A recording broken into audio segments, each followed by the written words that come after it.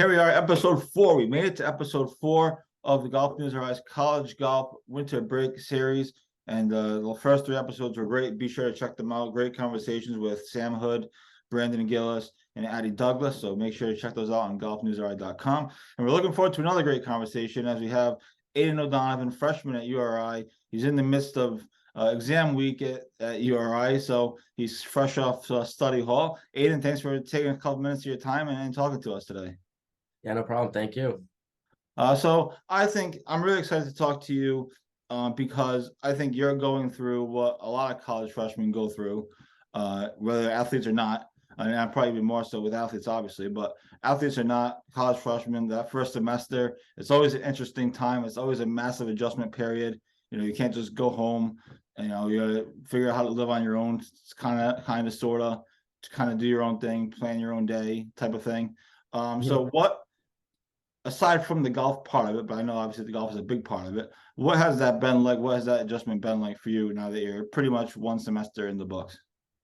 Now looking back on it, it flew by pretty quick, especially, I mean, with the golf does play a big factor with me and my roommates, don't play a sport. So they have like a bunch of different study groups and they're always like going out with, like kids in their class and getting stuff done. And with me, I kind of have to balance my own time a little differently. Whether with me, we have workouts 3-4 days a week at 6:45 in the morning. So the days do go by pretty quick, which is nice. But no, the adjustment was a lot easier than I thought it would be. I have 2 older brothers who played college sports as well. So just kind of seeing what they did and how they balanced their time throughout their first semester, their first year actually. They just been calling me a bunch. I have a great family back at home, so we're always talking, and I see them whenever I need to, and it's close enough where it's not you don't have to take a plane ride. So my first semester's been a lot of fun.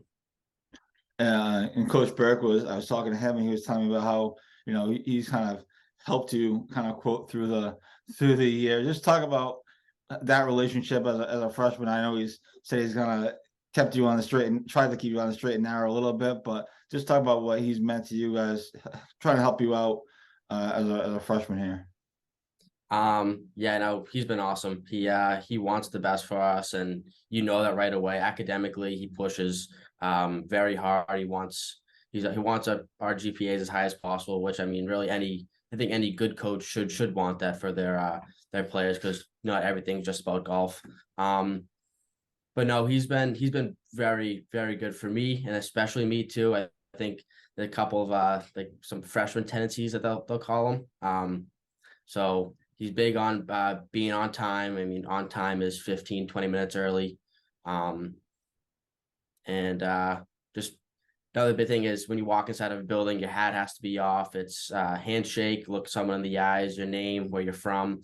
So my first week or so, just getting used to that. I mean, it's not something that I'm not used to back at home, but it's just constantly doing it and having the guys on us, like the older guys, Bryson, Brandon, they'll really make sure that everything I'm in check. But no, coach has had a huge part, and I think my rounds that I've played, I've had a couple good rounds, and he's had a huge factor in that. And I think without him this year, I think it would have been a lot different, my experience and my play as well.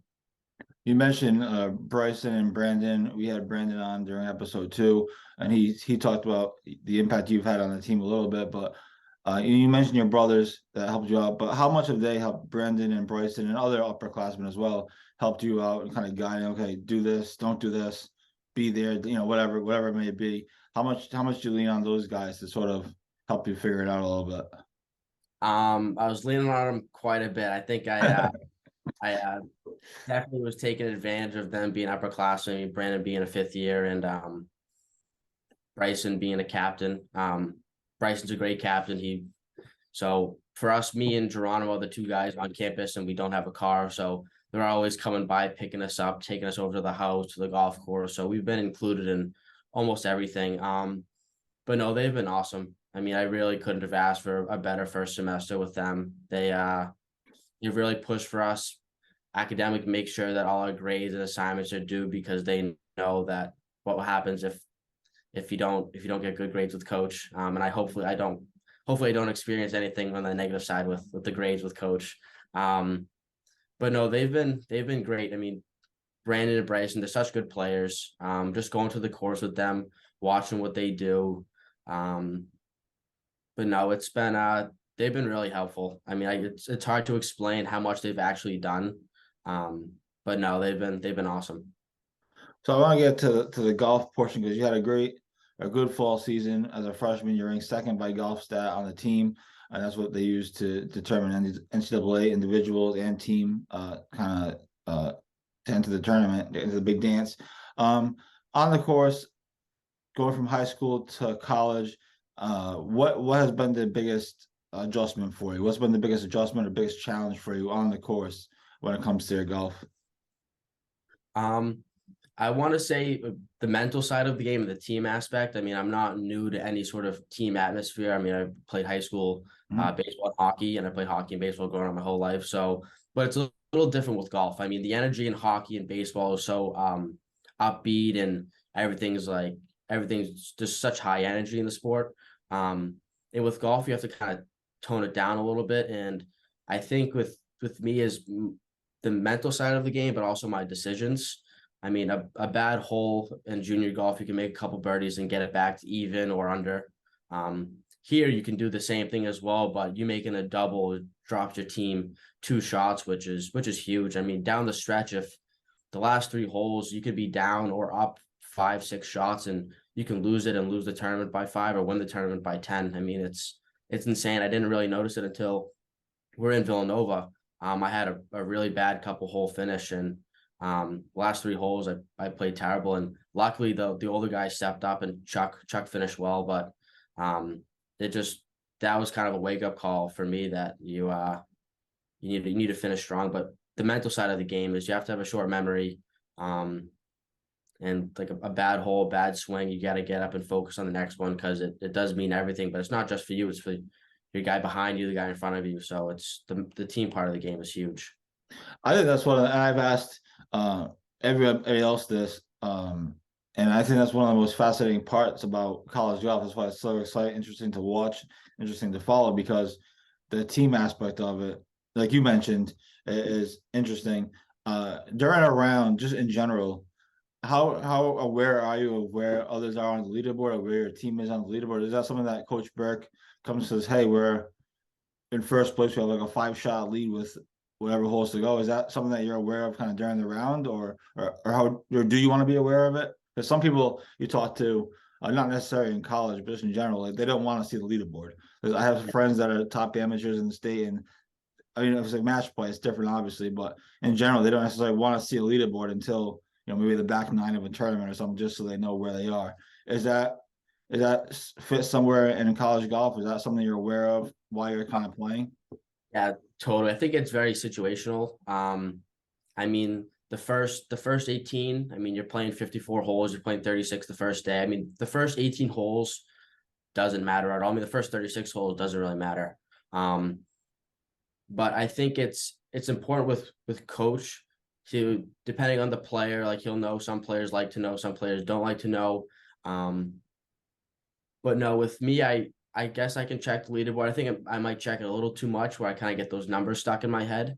But if I'm playing well and I know I could be somewhere, maybe I'm in the hunt after the first or second round. I'll just check it just to kind of see where I'm at, or after the third round, after the back 9 of our third round, I like to look. But the team, you want to, looking at the team score is big too, just to kind of see where guys are after the first 9. If you can, I usually check after the first 9 of every round, just to see where each guy in the team is doing. I mean, if a guy's 3-4 under, you know that he's probably going to finish strong, or you hope he does as well. I mean, you saw with Bryson and Brandon plenty of times they got off to a hot start and they finished strong as well. So it's nice knowing that as a teammate, that these guys, those are going to be our first 2 scores. And then for me and the other 3 guys that we have, me, Chuck, and Geronimo, just hopefully they'll check it as well, knowing that if they can make a couple birdies coming in, that it'll be huge for the team part. But no one looking at the leaderboard, I think for each player is differently. But whatever coach usually knows when to tell us and when not to tell us, and he does a great job with that. Yeah, I think that's like I said, it's an interesting dynamic of college golf and even a little bit to a lesser extent the new Live Golf Tour. I think that's something that makes that a little bit interesting, just the team part Yeah. of it. Now the rest of it, the politics of it, you can agree or disagree or whatever, but the team part of it is kind of makes the Live a little bit interesting, anyways. So you go to you're at URI over the summer. You built some big momentum for yourself, making it to the U.S. four ball, making it to the match play of the U.S. four ball. And I know we have been riding with Bobby Leopold. He's done it a couple of times. Davis Chatfield and Palmer Jackson made it a deep run a year or two ago in the four ball match play four ball. What was that like? What was that experience like? And how did you ride that momentum into college, or did you ride that momentum into college? Um, that was probably the coolest tournament I've ever been to. Yeah, Really? That's yeah. awesome. I mean, as soon as we showed up there, so we flew into Atlanta. I played with Joey Linane. Joey played in his US Open qualifier down in West Virginia. He actually drove him and his dad, Tim, drove my dad's truck down to West Virginia after their qualifier. They picked us up in Atlanta. Then we drove straight to Birmingham, played practice round. I don't even know what day it was, but we played a practice round that day when we got in, and the next day. But as soon as you show up, I mean, there wasn't one blade of grass out of place. And Brandon was there as well. Mhm. So I knew him a little bit beforehand, and I stayed at the house a couple times with the guys, but I was with him a bunch that week, which was really awesome. Just picking his brain about little things, but there was 2 or 3 coolers on every tee box, snacks. There was like tons of teas. They treated you I don't know how I must be like a PGA tour, like how those guys get treated. Just asking you for carts, like seeing if you want to get rides everywhere, brand new golf balls. But I don't know if I could say I rode that momentum. We played well. They're making it to match play, and we beat up 2 pretty good players, top ranked players in the country, junior players that are both going to Texas A&M next year, which was nice. But I don't know. It was pretty early in the year. It was right around May, Mhm. when the tournament happened, and I didn't have a great start to the summer. Um, I missed out on a couple qualifiers that I should have gotten into. I had a couple swing changes that I made mid season that I think I needed to, which is put me in the position that I am now. And I think that it's benefited me in the long run. I guess you can say that. But no, I definitely did ride that momentum, which you definitely can in some events, especially with golf. I think riding momentum can be huge. I mean, if you have a couple good weeks, the putter gets hot, and that's kind of it. You can just run with that for a little bit. Yeah, and then you, like you said, you played the summer. You played a couple of challenge, couple of events.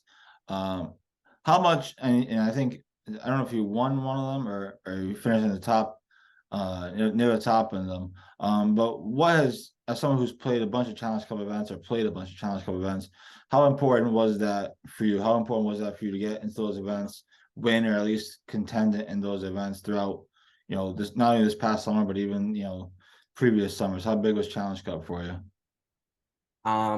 So the tournaments itself, I think, are great. I mean, I've played in, I think, 1 or 2 AJGAs, and I hate the atmosphere around it. It's just very, I don't know if it's the right word to say, stuck up or however, Mm. but Challenge Cup is super laid back. I mean, Yeah. Sad Modus and Foon, they do such a great job. I mean, if you don't play in them, you wouldn't understand how good of a job they actually do. Set up the courses, the care you get. They make sure everything's in place for you. But no, playing in those tournaments, I've had a bunch of chances to be in that final group, and I've won a few of those, which is nice.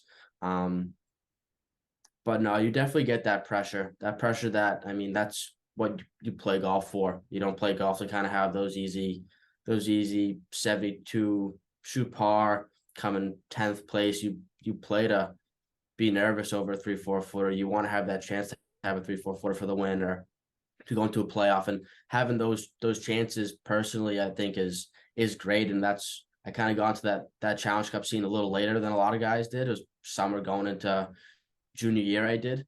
And so Dave, there was the Amateur Invitational, which is, I mean, Invitational. I mean, it's one of the top Challenge Cup tournaments of the year. And my dad sent him an email, I think it was 3 o'clock in the morning, be like, hey, my son's a half decent player. Can you let him in? Dave was like, he said to me, I think it was last year, he said, yeah, we get those emails all the time that parents will send him emails saying that their kids are decent players and they're not. And actually I happened to play pretty well that first tournament. I showed up, waited around for about 3-4 hours. A kid WD'd.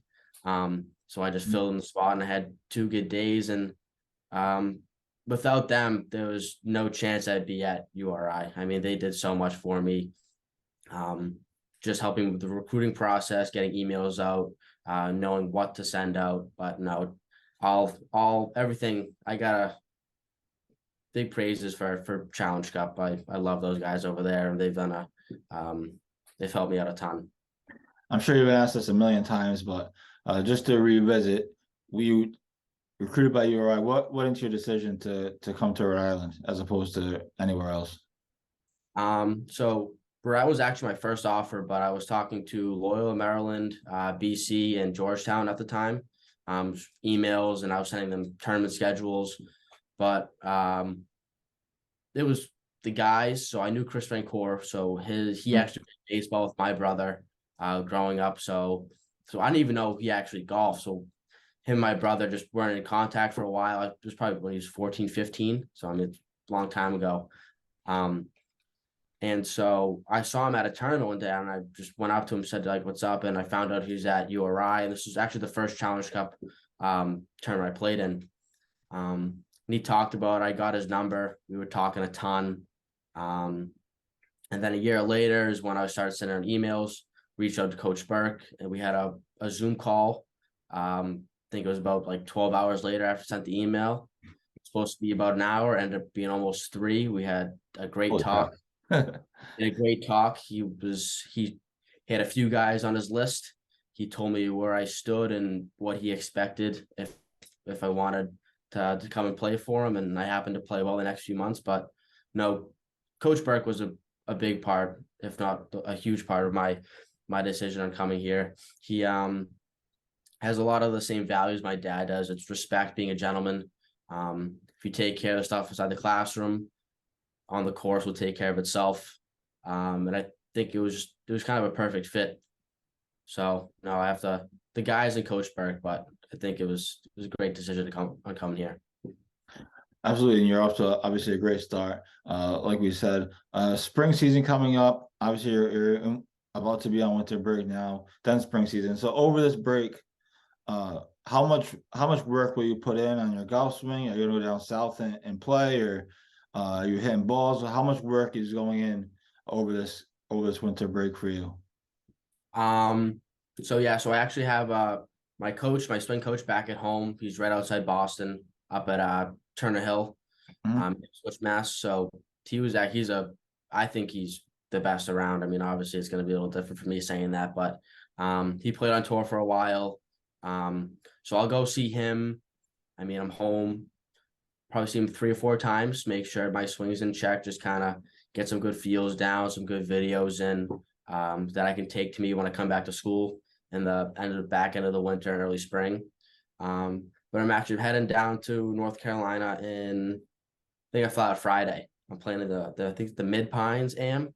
So I'm playing in that with the Joy Linane and my kid Phil Minahan over at actually I forget where he's going to school, but we're all playing in that together. But yeah, no, so I'll play in that. That'll be 3 days. See how I do there. I mean, I've been playing quite a bit, swinging a ton. I have a little putting mat in my room that I've been using, so no excuses. I mean, the short game will be a little iffy, but that's as expected. So just go down there, get some good reps in, and then get back home for the holidays and go see my coach. Awesome. So spring season coming up. Obviously, you don't really know what to expect because you're a freshman, but what are you looking forward to the most spring season? Obviously, you guys have a lot of big tournaments. The Bash on the Beach is a big one. The Battle at Run Point. I think URI is the defending champs, if I'm not mistaken. Again, this is not really a fair question because you don't really know what to expect, but what are you looking forward to the most of the spring season? Is there anything in particular? Just golfing with the guys. I mean, it's as kind of cliche as that sounds, but it's going, taking the van down with the guys, spending 5, 6, 7+ hours in the van with them. May seem like a long time, but it does go by pretty quick. We have a ton of good laughs. We have a great atmosphere. Everyone loves each other. We're always doing stuff together. But no, I think just taking that little road trip with the guys, playing some golf with them, getting some more competitive rounds. And I mean, obviously you want to play in the best stuff as possible. I think we got a pretty good schedule coming up, which is really nice. Looking forward to. But yeah, no, I'm definitely excited to just get some more competitive rounds in. Also, yeah, it should be a great spring season for URI. Couple of quick questions, and then we'll get you out of here so you can get back to studying. You obviously just went through your freshman or your first semester freshman year. There's other players, other kids that are going to be freshmen, or already freshmen, perhaps in your position, in the coming years or so. What advice, from what you've learned to this point, again, you're midway through freshman year, but what advice would you give kids that are coming up or that are in a similar position to you, that are kind of struggling maybe to figure out, how to balance everything, struggling maybe on the course a little bit because it's tough to break into some of these lineups? What would you say to those kids if they ask you for advice? What would you tell them? Definitely have to figure out the academic side first. I think once you kind of get your academics figured out, that was especially with me, takes a ton of stress off you. I mean, when you get on the course, you don't really want to think about anything else other than golf. But I mean, I've had a couple rounds where you got to get work done too, and you're thinking like, oh crap, I got work due in a couple days that I haven't started yet. So I think getting in touch with your professors right away, figuring out a tutor, whether if you get a tutor right away off the bat and then you stop using it after a week or two because you don't need it, but having something in place where you know that all your work's going to get done right and on time. But we're so lucky with Coach Berg that was over the summer. He was telling me to get talk to my professors, let them know the deal, where I can find a tutor. So he set me up.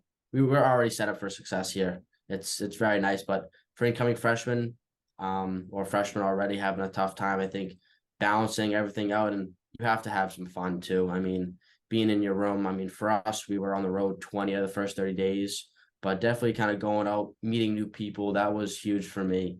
The first 2-3 weeks on campus, I was away, but the weekends, we had a day or two before we would travel again, just kind of walking around, meeting new people. I have a friend here. I have 2 friends here that I went to high school with, so meeting their friends. But kind of building a little friendship circle, a little community around you is huge, I think, to fit in and to have a balance between golf and academic success. Awesome. Okay, couple quick hitters, and then you're done. Your favorite club in the bag is what? You need a shot. You need a clutch shot. What club are you pulling? Am I picking the shot too or no? Whatever you want. What club? What your favorite club in the bag? What club are you pulling for whatever shot it might be? That's a tough one. I'll go little draw 8-iron, a flighted 8-iron. That's what I'll take that. Draw 8-iron. There you go. Are you an iron? Are you more of an iron player, or do you do the hybrids? It's funny. I interviewed Addie Douglas, who's from Rhode Island. She plays at Fairfield. She's a senior, and we had this conversation about how some people you see on the course, they're all hybrids, right? They hit hybrid everything. They have a 3 hybrid and a 5 hybrid and a 4.5 hybrid. Everything's a hybrid. But then you have other people who are more who just like hitting irons. Like for me personally, and I'm not on you guys' level, so don't confuse what I'm saying. But I like hitting my irons. I don't even hit like a 3 wood or a 5 wood. I just would rather pull my 4 iron and I just slam it down the middle and it goes in the trees. It goes in the trees. Are you more of an iron person, or are you kind of a hybrid person? So I just got a 3-iron the end of last summer. So I had that in play this fall. I think it's all preference. I mean, with me, I've definitely gotten a lot stronger. I've put on almost 15 pounds since I've been at school. We're working out 3-4 times a week. We have a great strength coach, Sam. We're doing all the right stuff. He actually has us, me and Geronimo, the new guys, in on a new little program, eating stuff. And but no, now that I'm a little stronger, the hybrids I can kind of keep away, and I can play with the irons. So I've got the big boy muscles now. So Yeah. but definitely it's all preference. I mean, if you're a good iron player, I would stick with the irons. But I mean, before I needed a little help getting the ball up in the air, so I'd take advantage of that hybrid. Of the courses you've played so far in college, obviously there's only a handful. Your first semester. What's been your favorite course that you played to this point? It was either for VCU or a Great Horse.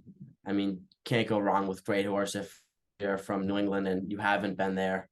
I'd definitely try to figure out a way to get out there. It's probably I think it's the best views from that clubhouse, that practice area. You can hit 60, 70-yard wedges all day. You have a ton of chipping greens. Their range is beautiful. The course is always in perfect condition. And then VCU, when we pulled up to VCU, the sunrise, it was right over the trees. We're hitting balls, and Wow. you could barely even see the ball where the ball was going. And the range was perfect too. The grass was cut super nice. But VCU, that being our second tournament, that was pretty special to walk into that range. It kind of felt that was the first real moment I felt like okay, I play Division I golf now. This is kind of this.